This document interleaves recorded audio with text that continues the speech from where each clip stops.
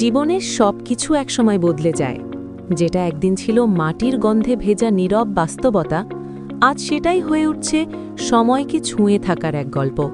হ্যাঁ, বদলানো সহজ নয়, কিন্তু বদল মানেই শেষ নয়। বদল মানে নতুন করে শুরু করার একটা সুযোগ। দেখুন কি নিপুণ হাতে কারিগর দরমার তন্তুগুলো আলাদা করছে, যেন ভেঙে পড়া স্বপ্নগুলোকে আবার ধীরে ধীরে গুছিয়ে নেওয়া। খুব ধীরে, কারণ তাড়াহুড়োতে নয়।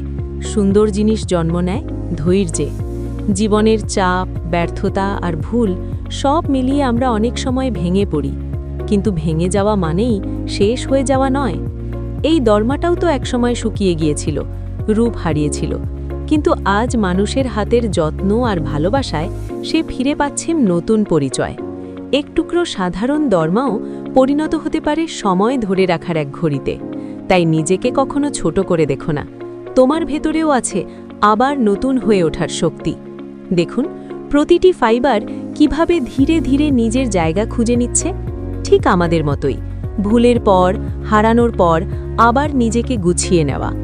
শেষে যখন ঘড়িটা সম্পূর্ণ হয়, তখন বোঝা যায় সংগ্রাম কখনো বৃথা যায় না।